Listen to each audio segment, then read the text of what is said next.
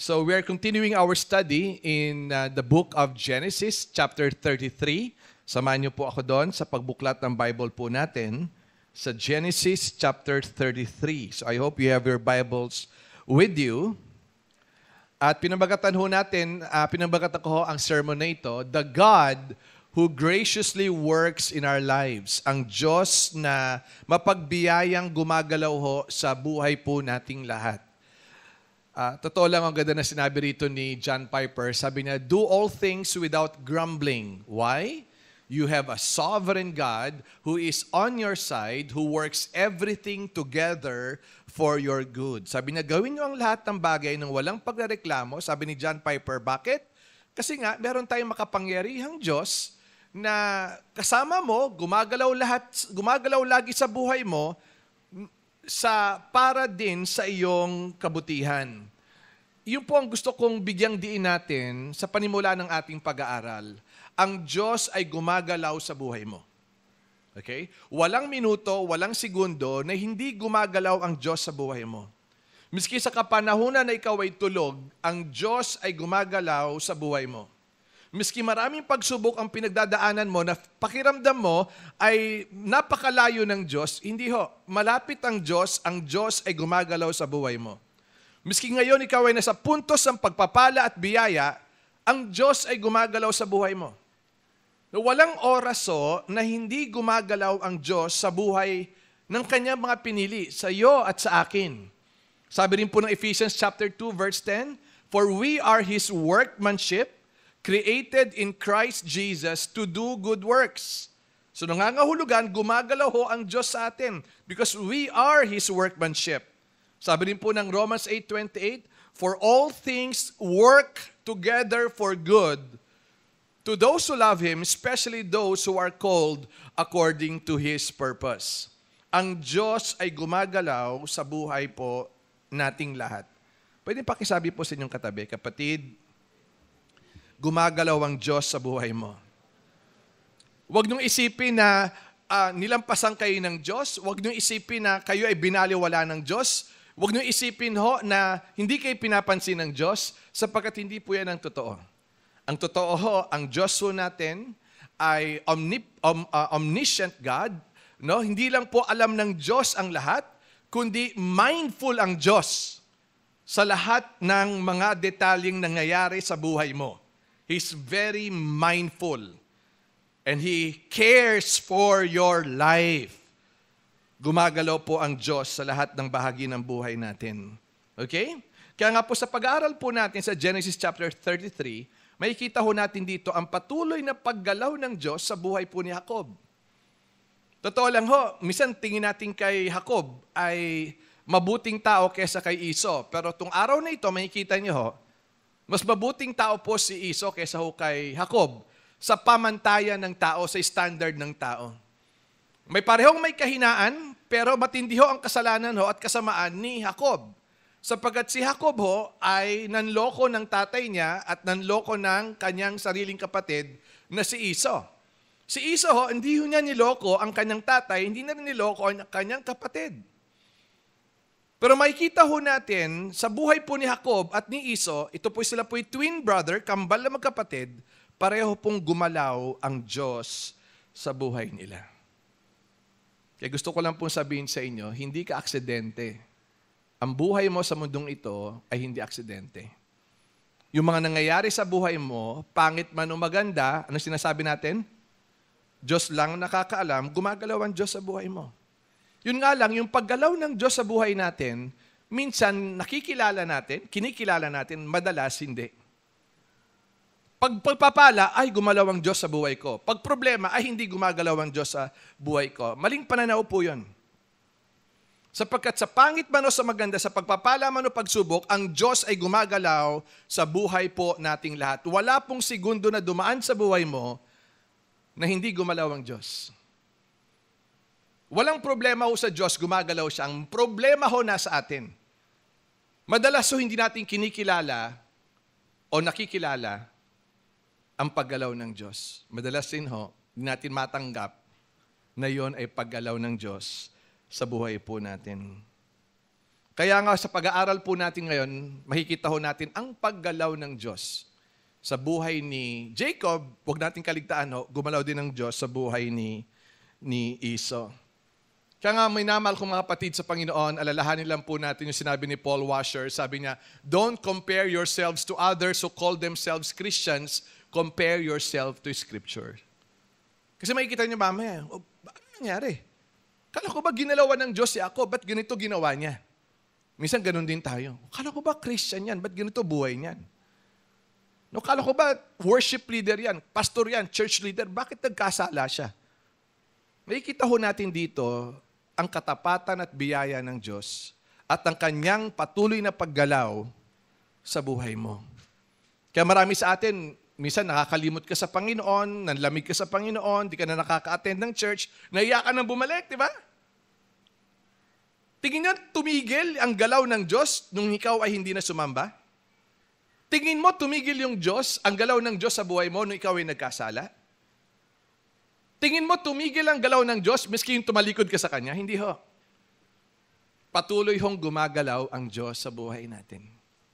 At yan ho ang makikita ho natin sa ating pag-aaral. So, samahan niyo po ako sa Genesis chapter 33. At makikita ho natin dito ang unang paggalaw ng Diyos sa buhay ho ni Jacob. Una ho, tinuruan po ng Panginoon, ginalawan po ng Panginoon, pinagkalooban po ng Panginoon si Jacob nito ho, a heart of humility. Let's all say humility. No? Gumalaw ang Diyos at gumagalaw din po ang Diyos sa buhay natin. Gumalaw ang Diyos sa buhay ni Jacob para turuan si Jacob na magpakumbaba. Nalaman ho natin last chapter 32, na nagpadala ho si Jacob ng kanyang mga alipin para puntahan sa Edom yung kanyang kambal na kapatid na si Esau para sabihin na magbati na tayo. No? Magkita tayo, magsama tayo, at magbati na tayo. Parang hindi yan si Jacob. Pero dahil ginalawan ho siya ng Diyos, doon sa chapter 32, na makikita ho natin, actually di lang chapter 32, even in the past chapters, gumagalaw ang Diyos kay Jacob para turuan siya ng kababaang loob. Let me say this. Reconciliation happens when there is humility. Meron pong pagbabate, meron pag-aayos ng anumang relasyon kung meron pong kababaan ng kalooban. You know why? Because pride divides. If you believe that, say amen. Pride divides. Pwede pa kasabi sa katabi mo, kapatid, pride divides.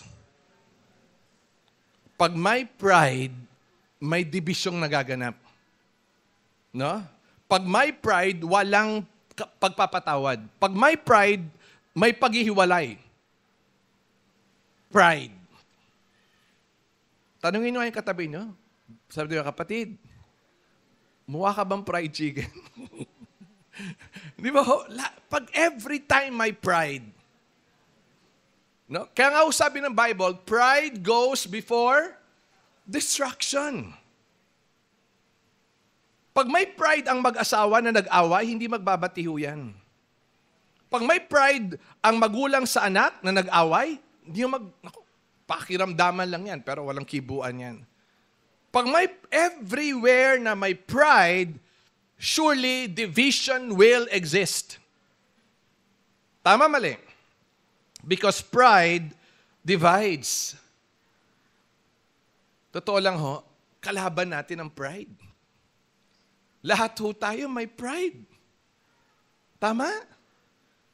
Kaya yan ang gustong hubugin ng Diyos kay Jacob. At yan din ang gustong hubugin ng Diyos sa iyo at sa akin.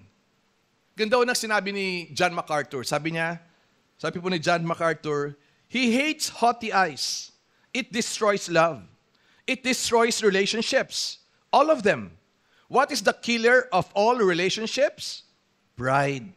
Pride kills all relationships. It kills care. It kills sacrifice. It kills kindness. It kills the supreme virtue of all virtues, humility. Kaya nga po yung pride and humility, hindi mo pwedeng ipagsama. Kung ma-pride ka, hindi ka humble. But if you exercise humility, namamatay po yung pride. Sino po rito, let's be honest, nag-struggle po tayo sa pride natin. Pakitaas po ang kamay. Ayan, lahat po tayo. At one point or another. And He hates it. How much did God hates pride? Ito po sabi ng Bible. God opposes the proud, but gives grace to the humble. Alam mo po yung opposes doon sa Greek language, original language ng Bible? Pag meron daw tao mapagmataas, no? Yung muhi ng Diyos sa amoy mo. Dahil daw ikaw ay amoy bangkay. That's why God hates proud people. Especially those who are proud before Him. Yan ang gustong gawin ho ng Diyos sa atin. Yan ho ang ginawa ng Diyos sa puso ni Jacob. Kaya siya ho ang gumawa ng initiative na magpadala ng servant kay Esau sa kanyang kapatid na niloko niya years ago para magkaayos na ho sila. Pagpapairalin mo ang pride mo, ang kalaban mo ang Diyos. Pagpapairalin mo ang humility mo, sasamahan ka ng Diyos. Because God opposes the proud, but gives grace to the humble. Now, hindi lang po si Jacob ang ginalawan ng Diyos nito. Maging yung kanyang kapatid na kambal na kapatid na si Esau. Kaya babasahin po natin, no, verses 1-4 of Genesis chapter 33. It says, "And Jacob lifted up his eyes and looked, and behold, Esau was coming, and 400 men with him." Gano'ng karami? 400. Saan nakuha ni Esau yun? Tandaan ho natin, ang tawag ko sa great-grandfather nila, o grandfather nila, si Abraham, ay prince dahil po pinagpala ho ng Diyos siya ng kayamanan at ng mga tauhan. Tinawag pong prince si Abraham sa previous study natin dahil nga meron po siyang mga bodyguards at dami ng kanyang bodyguards. So yung namatay po si Abraham, minana po ito ni Isaac. No, yung namatay po si Isaac, ang nagmana ho ay si Esau, na dapat ay si Jacob sa panloloko niya. Pero dahil umalis siya, so ang nagmana ho ng yaman ni Isaac, na galing din po sa minana niya kay Abraham, sa lolo nila ay walang iba kundi si Esau. Kaya meron po siyang 400 bodyguards.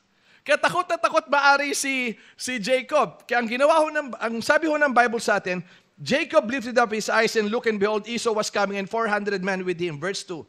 So he divided the children among Leah and Rachel, and the 2 female servants. And he put the servants with their children in front, then Leah with their children, and Rachel and Joseph last of all. He himself went on before them, bowing himself to the ground 7 times until he came near to his brother. But Esau ran to meet him, ganda ho nito, and embraced him, and fell on his neck and kissed him, and they wept. Ibig ko sabihin, bow down. Kapatid, lapit uli, bow down. Kapatid, lapit uli, bow down. Hanggang 7 times, hanggang makarating. Inihintay nila siguro ni Jacob na sipain, upakan, sampalin siya ng kapatid ng si Esau, right? But to his surprise, kada na senaryo na ito, niyakap po siya ng kanyang kapatid na niloko niya years ago. Nag-iyakan sila. Pansinin po natin ang expression ng humility ng magkapatid na ito. Unahin po natin si Jacob. No? Una ho, sabi ng Bible, 7 beses siyang nagpatira pa, lumuhod sa harapan ng kanyang kapatid. Verse 3. Pangalawa, tinawag na po si Esau na, my Lord. Galing no, ho? Tinawag ng my Lord. Ikaw ang master ko. Servant mo ko, slave mo ko. Sa verse 4, 4 na beses tinawag. All throughout the chapter, 4 na beses tinawag ni Jacob si Esau na my Lord. Tapos pinresinta niya yung kanyang mga anak at yung kanyang mga asawa. Kaya sabi ni Esau, wow, mga pamangkin ko. Tapos, nagdala po si Jacob ng peace offering. Tama? Para kay Esau. tignan naman natin kababaang loob naman ni Esau towards his brother Jacob. Sa verse 4, makita natin, he was affectionate towards his brother. Niyakap niya, nag-iyakan sila, sabi to his neck. Ibig sabihin talaga, sobrang yakap, sobrang kapatawaran, sobrang rekonsilasyon naganap. Tapos hindi lamang kay Jacob, tuwan-tuwa siyang makita yung mga pamangkin niya. Di ba? Sa dalawang asawa ni Jacob, mga pamangkin niya ito. Sino po rito natutuwa ka sa mga pamangkin mo? Pakitaas sa kamay. Di ba? Tuwang-tuwa ho siya. Pangatlo ho, he did not exploit his brother's failures on him, verses 8 to 9. Wala tayong nabasa na, ito lang ba ang peace offering mo sa akin? Ilang taon ako naghintay para humingi ka ng kapatawaran, dagdagan mo pa to. Hindi niya in-exploit yung kahinaan o kapalpakan ng kanyang kapatid. Actually, mababasa ho natin sa Bible, walang pinag-usapan ng nakaraan. Tama? Hindi sinabi na, bro, naalala mo yung ginawa mo sa akin dati? Niloko mo ko eh. Wala na akong ganun eh. Ang mahalaga ho kay Esau, yung oras na yon nagkita sila, yung oras ay nagkabati sila. Totoo lang ho, sabi ho ng Bible, love does not keep a record of wrongs. May mga panahon at may mga sitwasyon, pag nagbati kayo, wala nang bungkalan ng nakaraan. Ang mahalaga, ang isa't isa, humingi ng pasensya, humingi ng kapatawaran, and that's it. Magagawa lang yon if you have a humble heart. Pag may proud heart ka, hindi, kailangan sabihin mo sa akin, ba't mo ginawa sa akin dati yun? Yung feeling you are entitled for an explanation. Pero if you are after reconciliation, ang mahalaga, katulad ng ginawa ng magkapatid, sa oras na ito, nagbati tayo, nag-usap tayo, at nag-ayos tayo ng ating ugnayan sa bawat isa. Pang-apat, na humility ni Esau kay Jacob. Makikita natin sa verse 12. Nag-offer siya, halika, sama ka na sa akin. Meron akong lugar sa Edom, sama ka na sa akin. Pang-lima, he offered protection. Sabi ni Jacob, kuya, mauna ka na. Pagod na kasi yung mga anak ko at asawa ko at mga tauhan ko. Mauna ka na, sunod ako sa iyo. Sabi naman ni Esau, sige, kung ganyan ang gusto mo, iiwan ko yung ilang mga bodyguards ko para merong protection kayo. Look at the generosity and the humility of Esau towards Jacob. At ang panghuli, ito po maganda. Verse 15. Tingnan niyo po sa verse 15. Tinawag din po ni Esau na my Lord si Jacob. Pansin niyo? Hindi lang si Jacob ang tumawag kay Esau ng my Lord. Si Esau, tinawag na rin si Jacob na my Lord. Sinasabi niya, Brad, pantay lang tayo. Magkapatid tayo eh. Kambal tayo. Nauna lang ako ng ilang minuto sa iyo, pero pantay tayo. See? Ang isang tao po mapagkumbaba, makinig po tayo, ang isa pong tao mapagkumbaba, tinitingnan niya ho yung ibang taong nasa paligid niya na pantay lang. Meron po tinatawag na doktrina, yun, the doctrine of the Imago Dei. Ano po yun, doctrine of Imago Dei? Imago Dei means the image of God. Yung lahat po tayo nilalang ng Diyos ayon sa kanyang wangis. And that makes us equal. Lahat po tayo.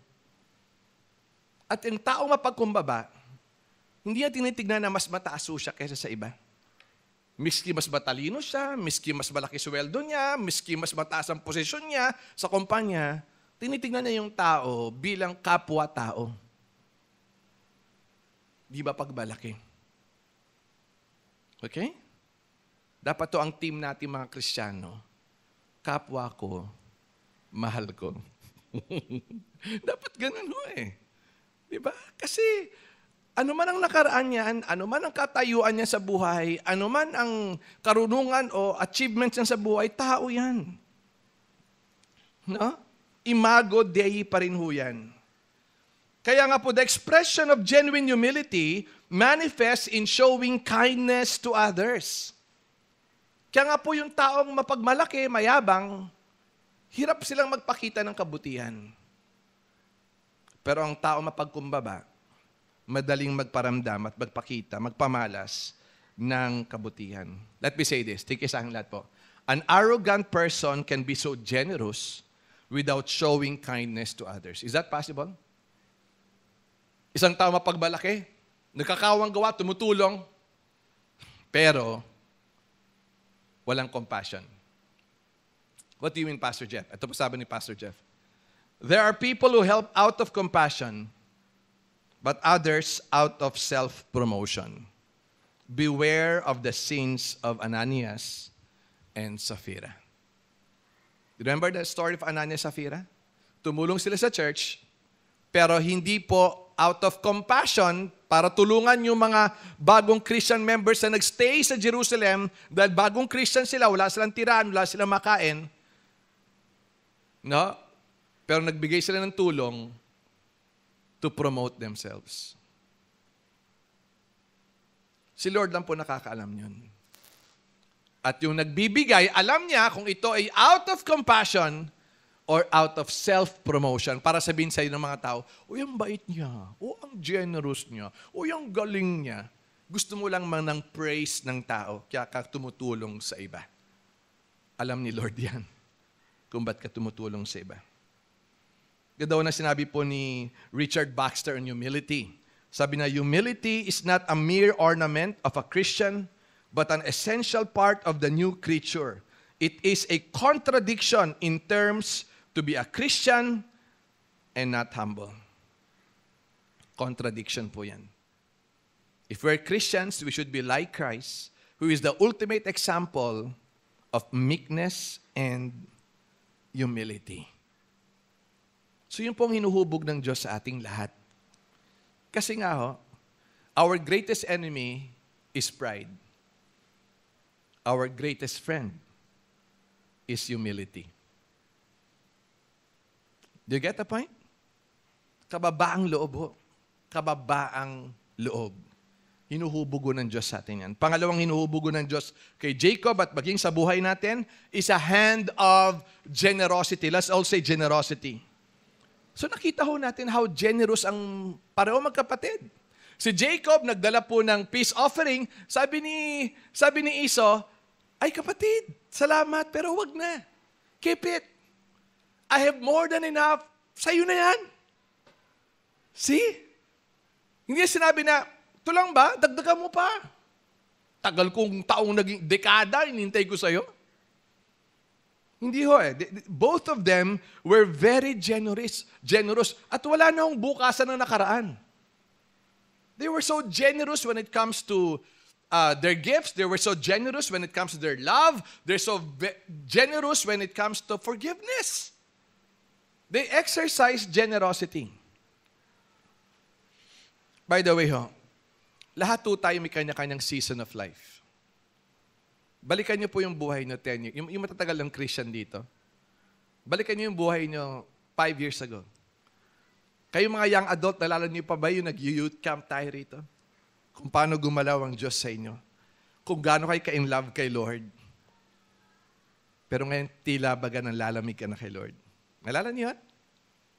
Nalala niyo yung mga time na masigasig tayo sa gawain ng Panginoon. Gusto natin araw-araw doon tayo sa church. Pero tila baga nag-dwindle siya at gusto na natin ngayon kasama lagi tropa na walang relasyon kay Kristo. Nalala niyo ho yan? Lahat tayo may mga seasons of life.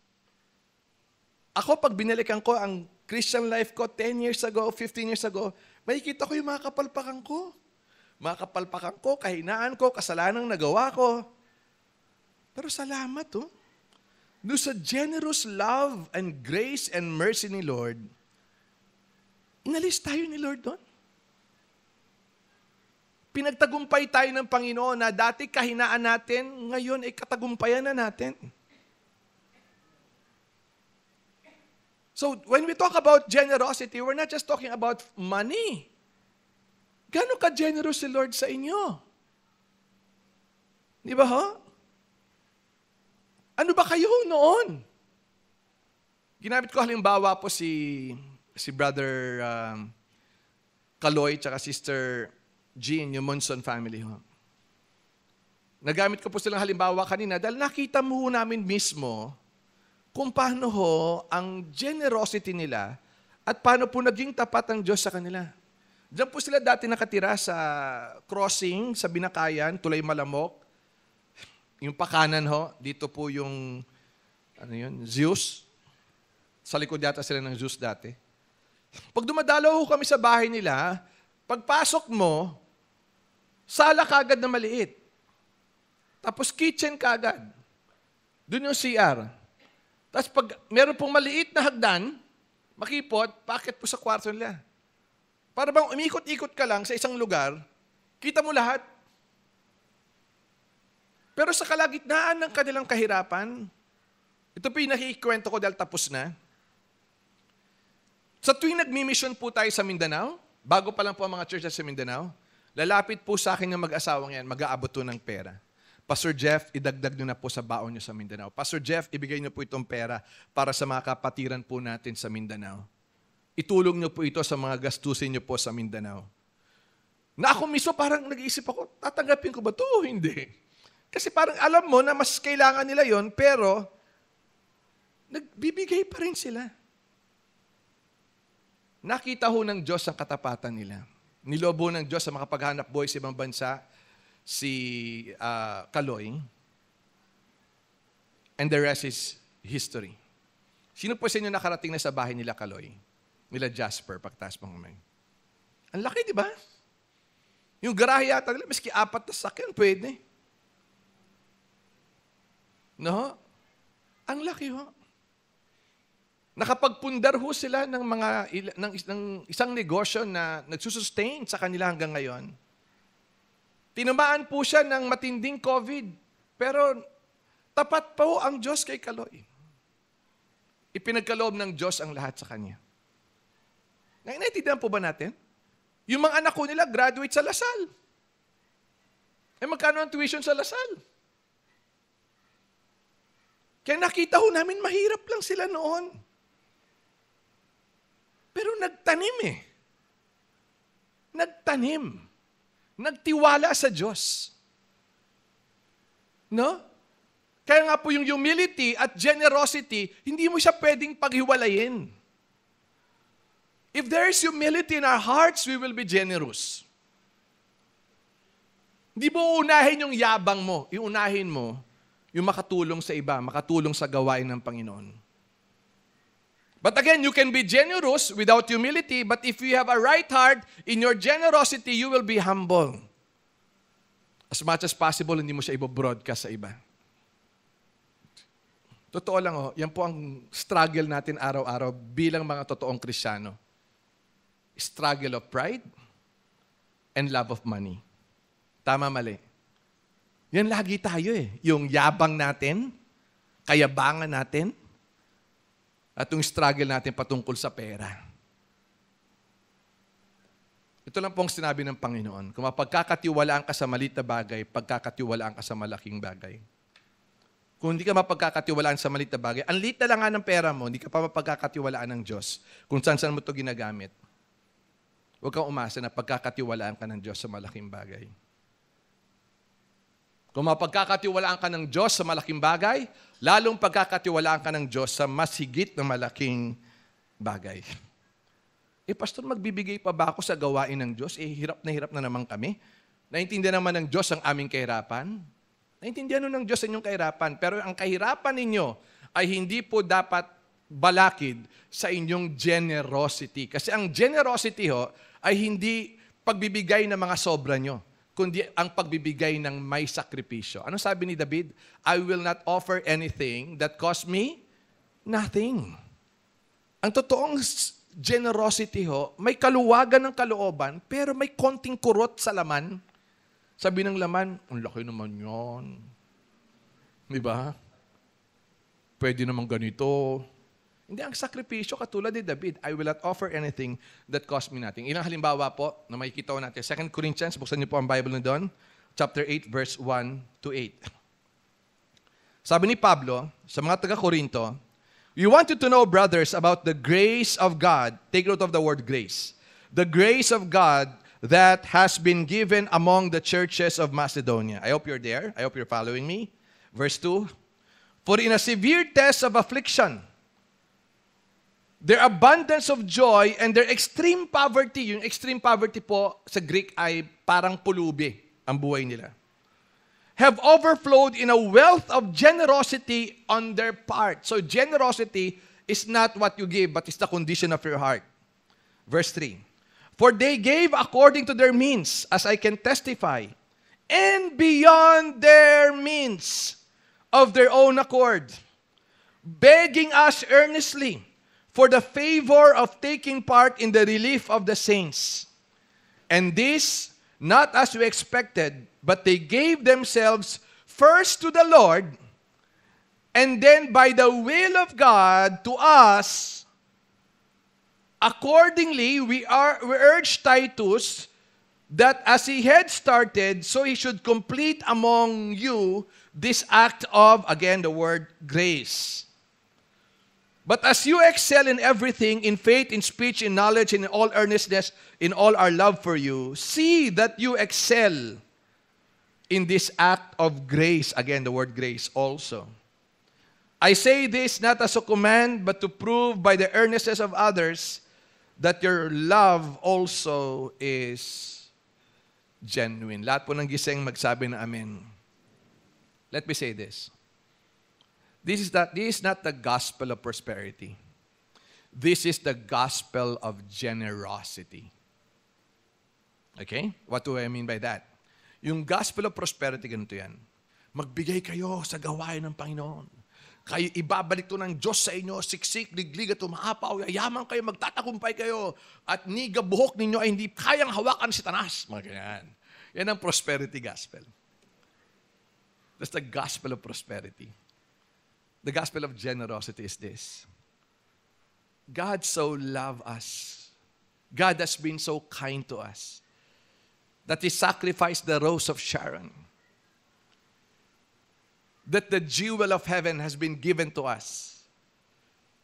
That His begotten Son have been sacrificed for our sin. Let us all be generous to the work of the Lord, so that the gospel, this gospel, may continue to be known in all parts of the world. Ganda na sinabi. Anyway, before I quote si David Platt, sabi ko lang po yung, may gusto lang po sabihin. No?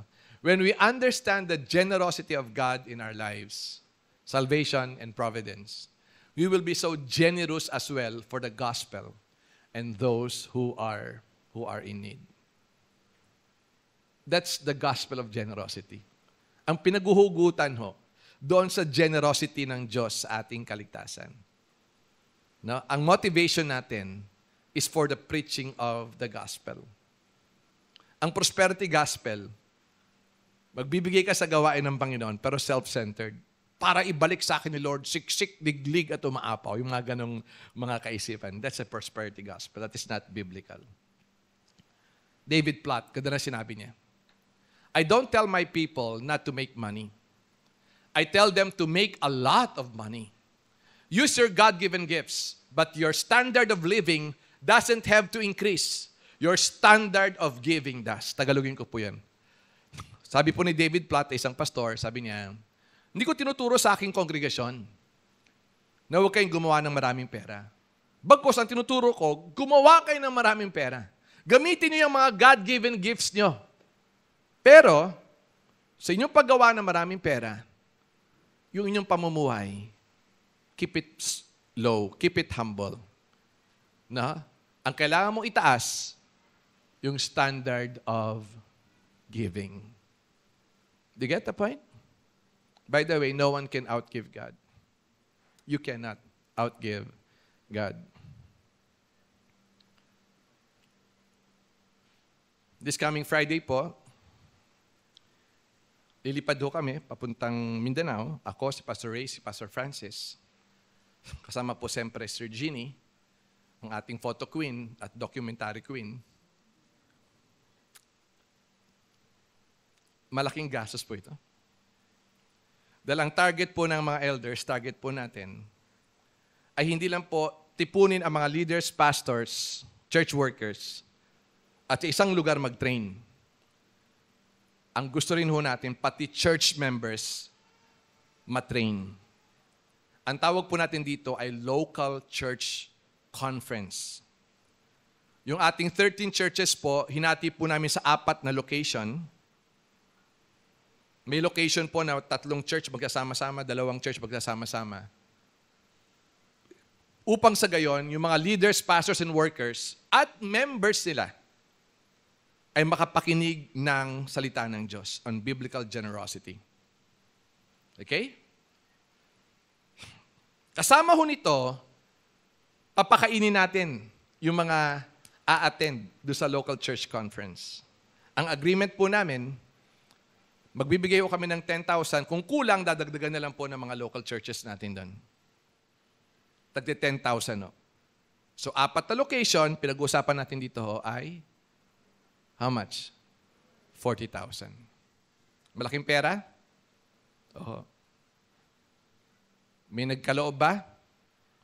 Sinagot na ho ng Sovereign Grace Church yun. Yung ating denomination. Okay? Ito, ang mahalo ng pamasahe ngayon. Eroplano. 4 kami. Out of the generosity of our brothers and sisters of Sovereign Grace Church, Asia Pacific, sinagot na rin ho nila ang pamasahe po namin. Okay? Napakabuti ng Diyos, no? Dahil alam nila na this is for the church. Ang tanging sasagutin na lang ho natin o iluluhod namin sa panalangin, kailan ho kasi kami mag-rent a car. Dahil nahihiya na ho kami sa mga pastor natin, susunduin kami sa airport, 5 hours po yan. Pagbalik sa Karaskal, another 5 hours, parang buong araw nila, ginugulang nila sa amin. So we decided na mag-rent ng sasakyan. Dapat 4-wheel drive. Kasi pupunta ho kami ng Kabangahan, ba? Tama ba? Kabangahan at Pantokan. Mga bundok po yan. At siyempre, pag umakit ka sa bundok, kailangan mo ay 4-wheel drive. Kaya nagginawa ho namin, mag-rent a car kami, mula Butuan, papunta, rentahan ho namin ng 6 na araw, 7 araw, hanggang pagbalik na ho namin, malaking gastos din po yan. Pero sabihin ko sa inyo, kada sentimo at piso na ginugol natin sa gawain ng Panginoon, ay hindi po ito sayang. Because we are investing in the kingdom of God. Katulad po ng mga Macedonian believers, sa likod na sila po'y pulubes. Pablo, pakidala mo na to. Aawa kami sa mga kapatiran natin sa Jerusalem. Dumarang po sa kahirapan at pag-uusig. Iba po natanggal ang trabaho dahil sila po'y Kristiyano. Kaya ginawa ng mga Macedonian believers, nag-abot po sila. At pinaabot nila kay Pablo. Na para bang ayaw nang tanggapin ni Pablo kasi kailangan nyo yan. Ba't kayo magbibigay? Kailangan niya. Sabi, no, kailangan namin itong gawin. Dahil mga kapatiran ho natin ang mga nasa Jerusalem. Yan po ang mga Macedonian believers. Last year po, narito po sila si Brother Eman at si Apple. Ba, maging pastor ka, Brad? No? Si Eman at si Apple. Was it last year or the other year? Last year, no? Inabot po namin kay Tommy. Siya po yung accountant lawyer po ng, one of the lawyers and accountant. But the main accountant ng Sovereign Grace.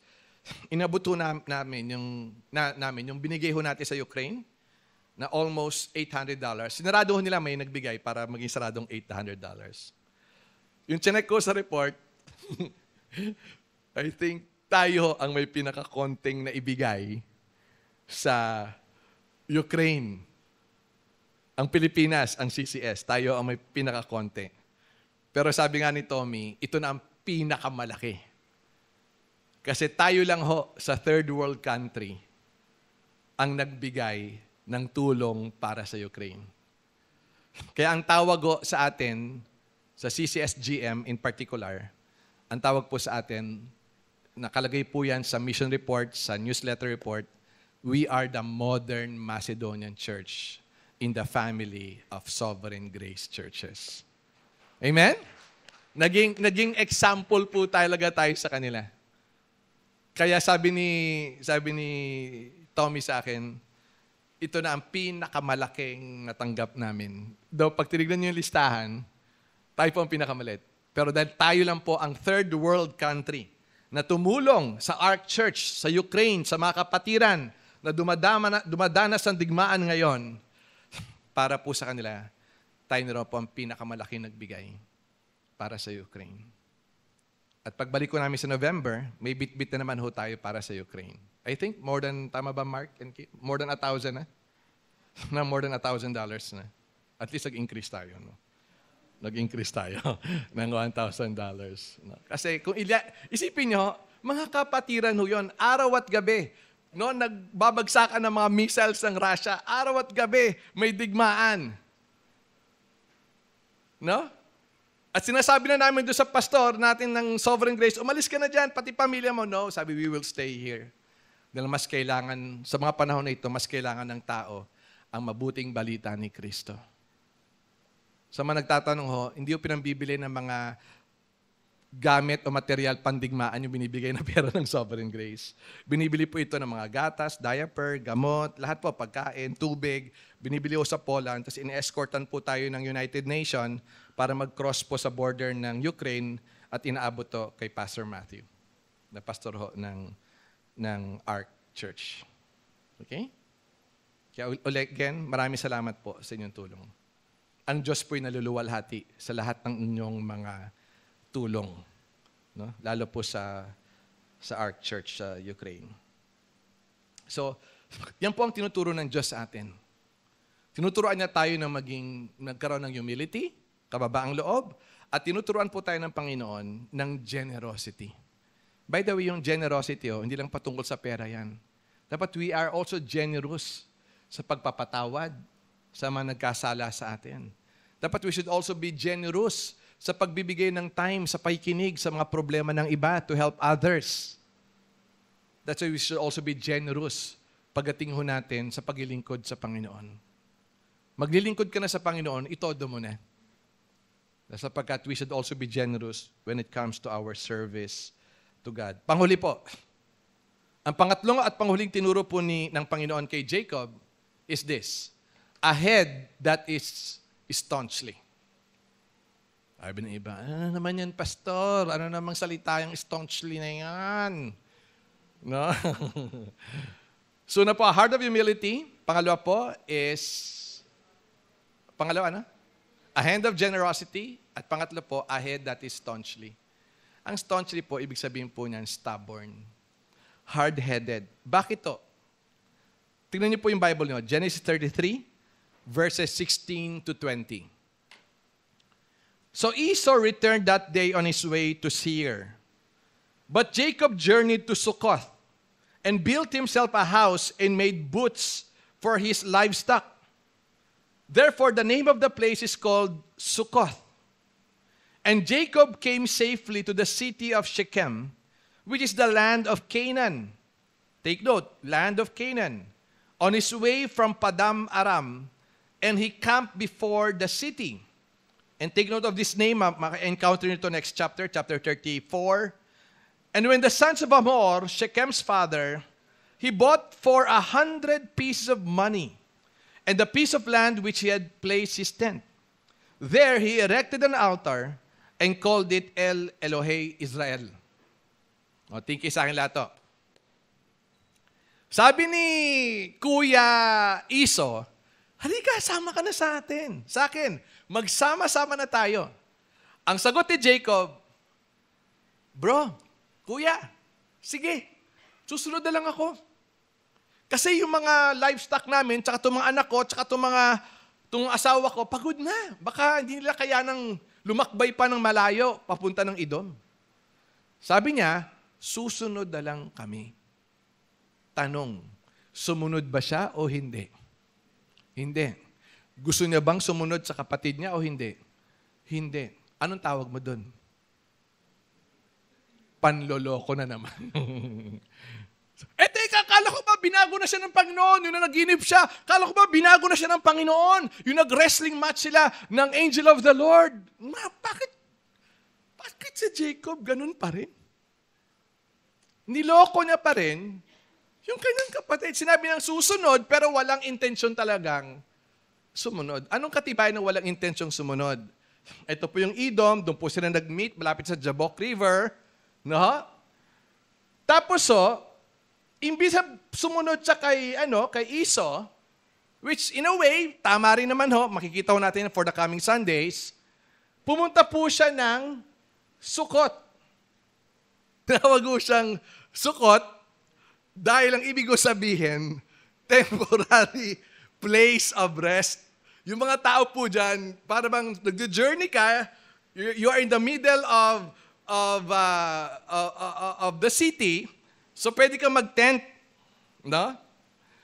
Kaya tinawag ko Sukot. Tent. Yun po ibig sabihin. Pero imbis na sumama siya either kay Edom o lalo tigit, imbis na pumunta ho siya sa Bethel. Alala niyo po yung sa panaginip niya? Sabi ni Lord, sa lugar na ito, i-bless kita. Yung Bethel po ay north ng Jerusalem. North lang ho ng Jerusalem, yung may mark po yun po ang Bethel. So from Sukot, siguro nag-enjoy sa lugar, pumunta ho siya ng Shechem. Yung Shechem, bahagi pa rin po ng Kanaan. Yung mga nakatira doon, sinumpaho ng Diyos yung mga tao doon. Kaya nga sabi, huwag kang mag-aasawa mula sa lugar na ito. Okay? So, imbis na tumigil po siya sa Bethel, tumigil sa Shechem. Bumili pa siya ng property. Tanong, yung ba ang kalooban ng Diyos sa kanya? Hindi. Ang kalooban ng Diyos sa kanya, bumalik siya ng Bethel. No? Una, niloko niya uli yung kapatid niyang si Esau. Matanong ko lang ho kayo, naranasan na niyo bang lokohin kayo ng sarili niyong kapatid? Naranasan na ho? Masakit o hindi? Masakit eh. Kapatid mo, inaasahan mo, hindi ka lolokohin, pero naloko ka ng kapatid mo. Tama? Pangalawa ho, wala ho siya sa kalooban ng Diyos. Alam na alam ni Jacob na dapat bumalik siyang Bethel, pero pumunta ng Sukot panandalian, pumunta ng Shechem, bumili ng property, at ayon po sa kwento natin, nakikinig po ba ang bawat isa? Ayon po sa kwento natin, talagang plano niyang tumira ho sa Shechem. At hindi siya susunod sa kalooban ng Diyos na tumigil sa Bethel. Makinig po kayo. Lahat po tayo may pagka-Jacob. Nagtayo tayo ng altar, wino-worship natin dito si Lord every Sunday. Iba sa atin naglilingkod pa sa Panginoon. 60 plus ho tayo nagva-volunteer worker dito sa church na ito. No? So halos 1/3 or ng ating populasyon dito sa Kawit Church. Ang dami ho nating sumasamba, nagpupuri, umaawit. Ganda ho ng line-up songs, worship songs ni Kuya Godfrey nyo kanina at ang worship team. Pero minsan ho, para tayong si Jacob. Alam na nating hindi kalooban ng Diyos. No? Gagawin pa natin. Alam na nating kasalanan, babalik-balikan pa rin ho natin. Tama o mali? Oh! Christian siya! Ba't na ginawa yun? Ba't pag sinabi bang Christian, perfecto? Hindi. Born again na siya! Ba't din nagawa yun? Ba't pag sinabi bang born again, hindi na magkakasala? Uy, leader ng church yan, pastor, worship leader, deacon, elder pa yan ah. Ba't nagkasala yan? Ba't purkit pa pastor, elder, deacon, worship leader, hindi na magkakasala? Are you getting the point? Makailang beses na hong ginalawan ng Diyos si Jacob. Pero hindi purkit nagkasala si Jacob, natapos po ang kanyang paggalaw sa buhay ni Jacob. Listen carefully, tingin kayo sa akin. Baka ma-misinterpret niyo ako. Pwede palang ganon. Hindi ho. Kita niyo ho Pagdating po ng chapter 34, next Sunday, makinig ho kayo. Miski wala po ako rito. iba po magtuturo. Makinig po kayo. Basahin nyo na po yung chapter 34 mamayang gabi hanggang buong linggo. Makikita nyo ang bunga ng pagsuway sa kalooban ng Diyos. Ang gulo ng chapter 34. Ang gulo ng pamilya ni Jacob. Bakit to? Dahil wala po si Jacob sa sentro ng kalooban ng Diyos. Gusto ko lang po sabihin sa atin, kung bakit ka naguguluhan sa buhay mo ngayon, dahil maaring wala ka sa kalooban ng Diyos. Pinagpipilit mo pa rin gawin yung gusto mong gawin. Pinagpipilit mong mangyari yung gusto mong mangyari.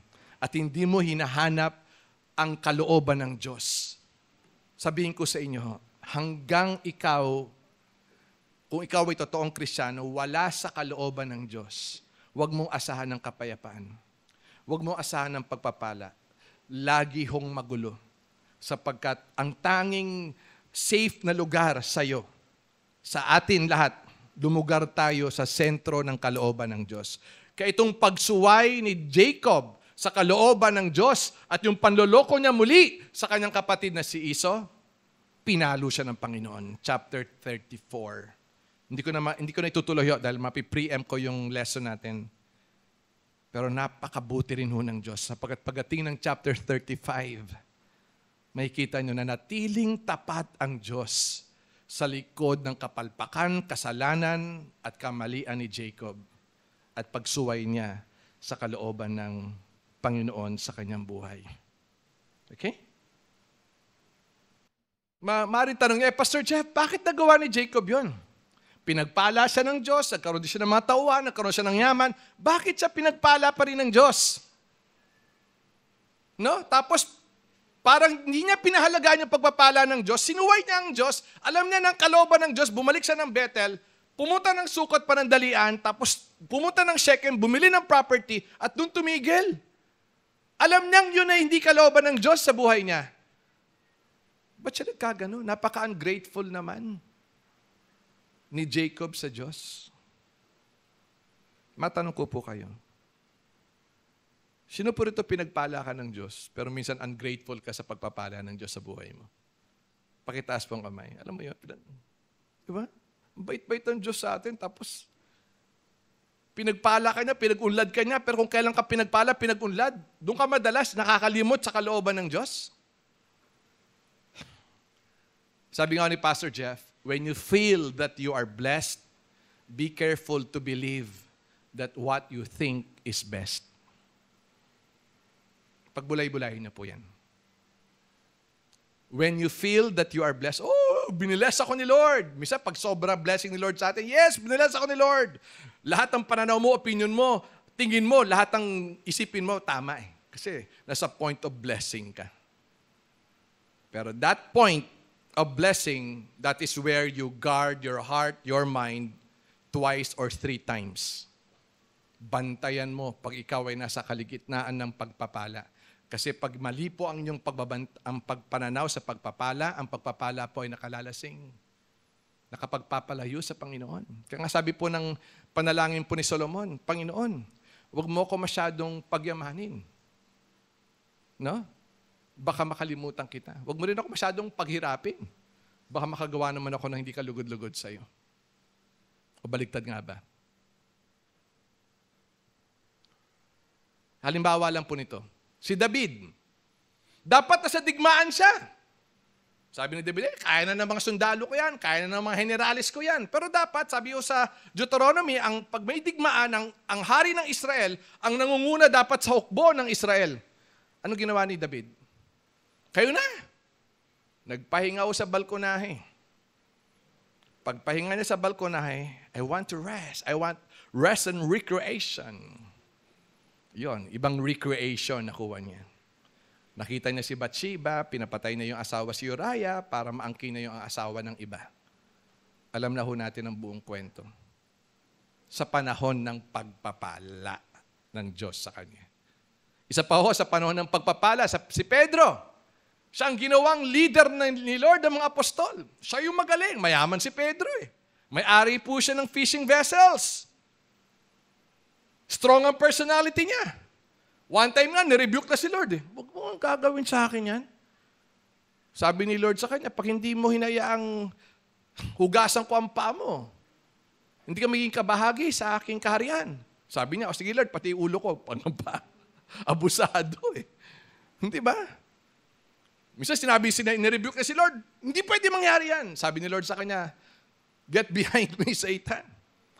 Sa Last Supper, itong mayabang na si Pedro, sabi ni Lord, i-deny niyo ako. Ganun, sabi niya, ay nako, kailanman, Panginoon, over my dead body, hindi kita itatakwil. Ano nangyari? Tinakwil na si Jesus 3 times. That's why when you feel that you are blessed, be careful to believe that what you think is best. Okay? Kasi pag hindi tayo nagbantay, magkakamali tayo. Gaya rin po na ginawa ni Jacob. Lahat tayo Jacob. Tama, mali. Mahal natin si Lord. Nagtatayo tayo ng El Elohim God, the God of Israel, ang maaltar natin. Pero sometimes nakakalimot tayo sa Kanya. Sumisegue po tayo sa ating lakad, sa ating pananampalataya. Naranasan ba ni Pablo na maging Jacob din? Yes. Naisulat niya sa Romans 7. Nalala niya, sabi ni Pablo, yung gusto kong gawin, hindi ko magawa. Kung anong ayaw kong gawin, yun ang nagagawa ko. Tapos sabi niya, parang may digmaan na nangyayari sa aking puso. Pero conclusion po ni Paul, sabi niya sa Romans 7, but thanks be to God through our Lord Jesus Christ.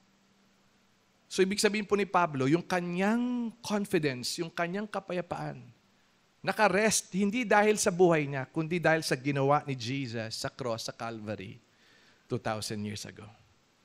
May struggle ako ngayon, may mga challenges sa life ko ngayon, pero maraming salamat. Hawak ni Lord ang buhay ko ngayon hanggang sa muling pagbabalik niya. Okay? Let me say this. Sinabi ni Pablo, ang susi si Kristo. Hindi ikaw. Hindi ang church. Hindi ang pastor. Ang susi. Yung tayo mo, yung relasyon mo kay Kristo. Na 2,000 taon na nakararaan, no? Siya'y namatay sa krus ng Kalbaryo para tubusin ka sa iyong mga kasalanan. Ang kaparusahan na dapat para sa iyo at para sa akin, inako ni Jesus. Dahil ito ang kalooban ng Ama. Pero hindi nagtatapos ang kwento doon. Dahil makaraan ng 3 araw, siya'y nabuhay na maguli para bigyang katiyakan ang ating kaligtasan at ang patutunguhan natin na kalangitan. Pero hindi pa nagtatapos doon. Gusto niyo lalong mamangha? Ito po ang sabi ng Biblia. Bago pa lang lalangin ang buong sanlilikha, pinili ka na niya. Ganun o katindi. Bago pa lang lalangin si Adan at si Eva, si Abraham, si Isaac, si Jacob, pinili ka na ng Diyos na maging sa Kanya. Kaya ang Biblia ay hindi patungkol sa mga tao sa Biblia. Ang Biblia ay patungkol sa Diyos. Ang buhay na ito ay hindi patungkol, hindi umiikot sa iyo. Ang buhay na ito ay umiikot sa Diyos. Sa Kanya at sa Kanya lamang. Kaya nga sabi ni Pablo, sinulat niya sa mga taga-Pilipos, chapter 1, verse 6, sabi doon, and I am certain, I am confident of this, that God who began the work within you will continue His work until it is finally finished on the day when Christ Jesus returns. See? God, ginamit po yung word na work, good work, God is working in your life. Pakisabi nyo ngayon sa inyong katabi, God is working in your life. Sige, sabihin nyo ho. Baka may problema pinagdadaanan yan. Gusto na mag-quit sa buhay. Gusto na akong tumalikod sa Panginoon. Gusto na akong sumurrender sa buhay nila. Don't give up. Don't quit. God is working in your life. Minsan naiinis ka sa asawa mo, tignan mo lang siya in the eyes of grace. Lagay mo sa isip mo, God is working in the life of my husband or my wife. No? Naiinis ka na ba sa mga matigas sa ulo ng anak mo? Tignan mo sila in the eyes of grace. Sabi mo lang, I know God is working in the life of my children. No, nawawala ka na ba ng pag-asa sa buhay mo? Puro kahirapan na lang at challenges na lang. Sabi mo lang sarili mo, Lord, alam ko, you are working in my life. At walang segundong lumipas na hindi aware at hindi concerned at hindi mindful ng Diyos sa buhay mo. Sabi pa nga ng Panginoong Hesus, alam ng Diyos kung gaano kadami yung buhok mo sa ulo mo. Sino po ito nakakaalam kung gaano kadami yung buhok mo sa ulo mo? Pag tayo nag-contest ng bilangan, mananalo po ako. Dahil konting buhok na lang ang bibilangin ko. Pero miski ganito na ako kanipis ang buhok ko, mahirap pa rin nung bilangin ho yan. Pero sabi ho ng Bible, alam ng Diyos. Kaya don't ever think na hindi aware ang Diyos sa pinagdadaanan mo. Yang pain mo, nanligaw ka ng 10 taon, nang kinauwian, binasted ka, alam ng Lord yan. No? Alam ni Lord yung struggle, na wala ng trabaho ang magulang mo, natatakot ka kung makapag-college ka pa ba o hindi. Alam ni Lord yan, lahat yan o. Because He's a sovereign God, He's an omniscient God, and above all, He's our caring God. Kaya don't give up on life. Don't give up God in your life. If you give up God in your life, it's your loss. Because the only one who does not change, and the only one who can do miracles in your life, is no one else but our God, the God of the Bible, the God who created heavens and earth. Sabi dito, di ba? He's working. I'm confident of this, that He who began a good work in you will carry it on to completion until the day of His return. Akala ko dati, hindi ko matatanggal ang pagyoyosi. Akala ko dati, hindi ko matatanggal ang galit ko sa tatay ko. Ba't tatanggal? Dahil magaling ba ako? Dahil lumapit ako sa Diyos? Hindi ho. Natanggal dahil tapat ho ang Diyos. Sapagkat sinabi niya, sinimulan kita, paggaganapin kita. Isang verse pa sa Bible, matapos sa tayo. Hebrews 13:20-21. Sabi po ng author ng Hebrews, now may the God of peace who brought back from the dead our Lord Jesus, the great shepherd of the sheep, by the blood of the eternal covenant, make you complete in everything good so that you may do His will, working among us that which is pleasing in His sight. See, the word working among us. Hey guys, miski tulog ka, miski lumalayo ka sa Kanya, miski tumalikod ka sa Kanya, God is working in your life.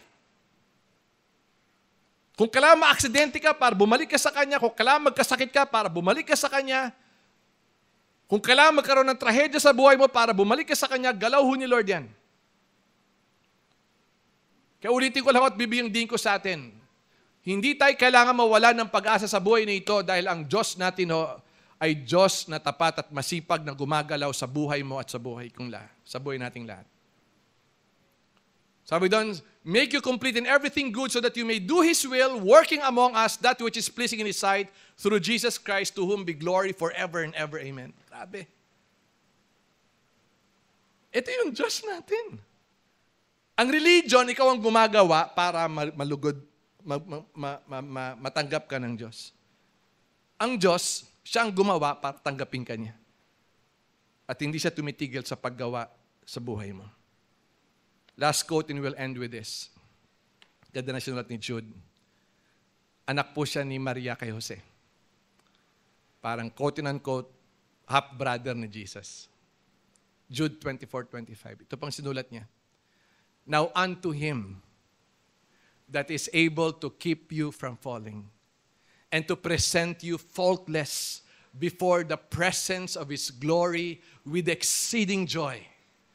To the only wise God, our Savior, Lord Jesus Christ, be glory and majesty, dominion and power, both now and ever. Amen. That is the God of the Bible, who graciously works in everyone's life. And He is faithful. Manalangin po tayo. Panginoon, maraming salamat po sa lahat ng mga katotohanang itinuro niyo sa amin. Sa liwanag po ng buhay na iyong ginalawan sa buhay ni Jacob, maging sa gitna ng kanyang mga pagsuway at kapalpakan, patuloy ka pa ring gumagalaw. Katulad din namin, O Diyos, May mga tinatayo kaming altar ng pagsamba, altar ng paglilingkod, altar ng pagsunod sa iyo. Pero katulad din po ni Jacob, minsan po nagmamatigas kami sa iyo. Patawarin mo kami, O Diyos. At salamat po sa iyong katapatan at walang humpay na paggalaw sa buhay namin. That though we are unfaithful to you, you remain faithful to us. Though most of the time we do not acknowledge your grace in our life, how you work in our lives so faithfully, yet God, it doesn't change your mind and your compassion to reach out to us and work out the design that you have made for our lives. Maraming salamat po, Panginoon, sa aming pag-aaral. Salamat po at dahil alam namin, tinuturuan mo kami na magkaroon ng isang pusong mapagkumbaba. Isang kamay na mapagbigay. At sa likod ng isang matigas na ulo namin, O Diyos, naroon pa rin ang iyong katapatan, kapatawaran sa buhay namin. Maraming salamat po, Panginoon, sa ngalan ni Jesus.